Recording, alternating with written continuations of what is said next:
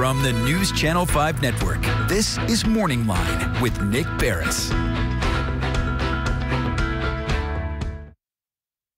Good morning, everyone. Thanks for joining us on Morning Line. I am Nick Beres on this wet and rainy Thursday, and it's good to have you on. We've got a good show on tap for you this morning. We're going to kind of roll into it slowly. It's interesting, you know, we have guests that sometimes schedule, and either there's traffic or there can be a traffic incident, and we understand our guest had a flat tire. It's fixed, and she is on her way, and she'll hopefully be here soon. And when she is, we'll bring her on. And it's a guest I've been looking forward to talking to. Samar Ali is going to come with join us this morning. She is president and CEO of Millions of Conversations.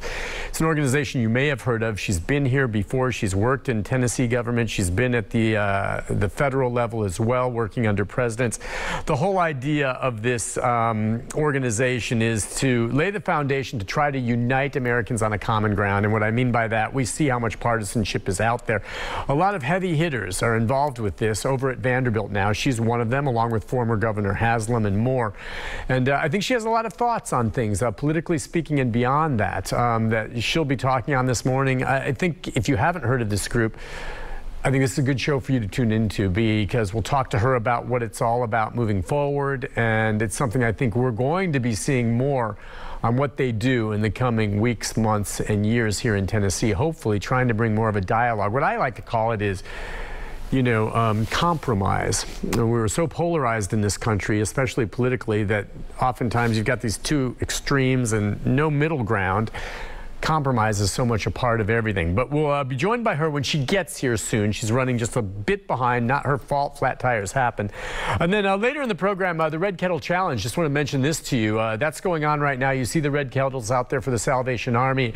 Every year, the News Channel 5 team tries to get involved and help. And in fact, yesterday I wasn't able to make it, but several of our staffers, Vicki Yates, Jennifer Krause, Carrie Sharp, Rory, all of them were out there ringing in. The Red Kettle Challenge, they gave us I think, a goal of $1,000 to be raised yesterday at our kettle, and we ended up raising more than $7,000 going to the Salvation Army. We'll talk about what the Red Kettle Challenge is all about with Captain Phil Canning. He's the area manager.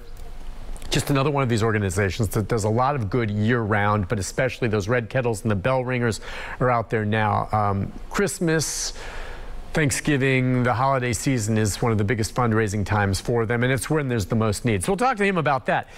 One thing I'm going to touch on with our guest Samar Ali when she joins us is just the breaking news this morning. And while we wait for her to arrive, I'm going to kind of go over that with you. And if we have time, I might even take a phone call from you or two as we wait for her to arrive on reaction to this. By now, you may have heard, it was with breaking news this morning, that the United States reached an agreement with Russia for a prisoner exchange. A prisoner exchange involving well, they say the merchant of death, Victor Bout, is being exchanged for Brittany Griner, the basketball player. And that's finally happened after 9 months. Brittany Griner held captive. She just recently was moved to a prisoner camp.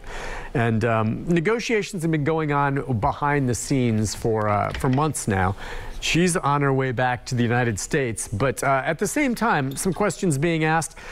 There is another, and that's the president earlier this morning announcing it, that Paul Whelan is an American citizen who's been there for more than 4 years, a former U.S. Marine, and a lot of people wondering, you know, okay, we got Brittany Griner out there, why can we not get Paul Whelan out? And one of the things, and that was addressed by the president this morning, is that for whatever reason, it appears that the Russians are treating that differently with Paul Whelan than they are for Brittany Griner. And so they continue to hold him, and he, it appears, was not part of that deal. But we'll learn more about that, because certainly we don't want to forget about any Americans still held in captivity there. So that's a big thing. I want to talk to our guest about that, who just arrived.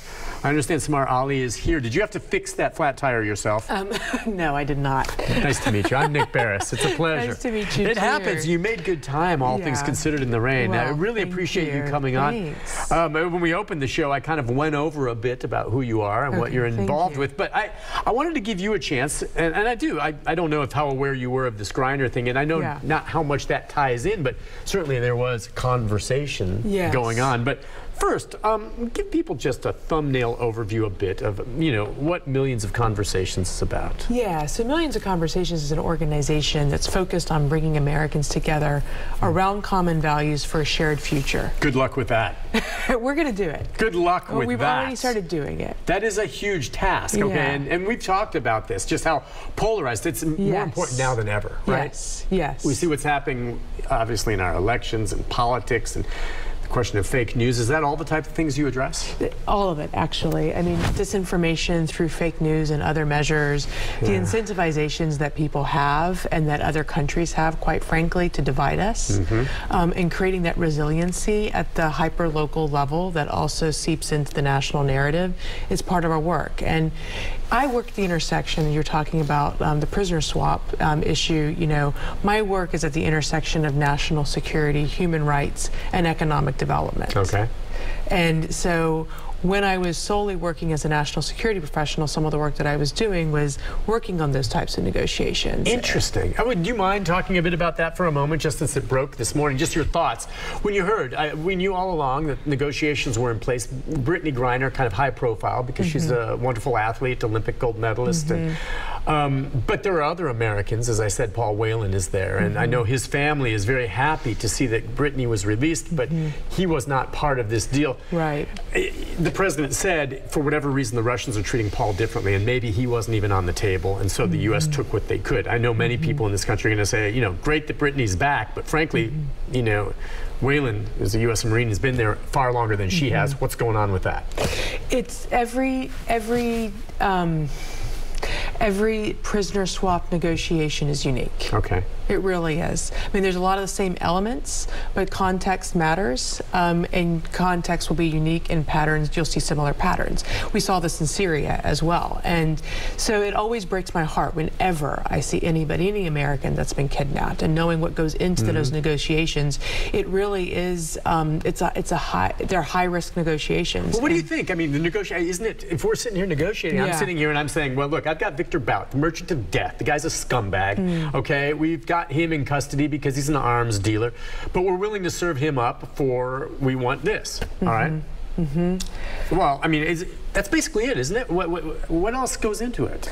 Oh, a lot more goes into it. Like what? I mean, it's prisoner for prisoner. That's well, there's some things I can't say. Okay. But I would just say that a lot goes into it. A lot goes into also what are they willing to do? What are they willing to negotiate? Because it's not just about what we're deciding. It's also about what the other side is also deciding and determining and asking for. And it also goes into the skill set and the personality, quite frankly, of those who are negotiating. Even it comes down to that. It comes down to, like, right now, even too, like personal chemistry, like in terms of the negotiations process, like, and also though professionally, from a nation state to a nation state perspective. So all of those things come into play. And you look at it too, the nation state, they want to know what it's going to appear like once it goes public too, right? Exactly. Okay, so now I have to figure that President Biden in this case with Griner did the right thing, and to get her back here is wonderful.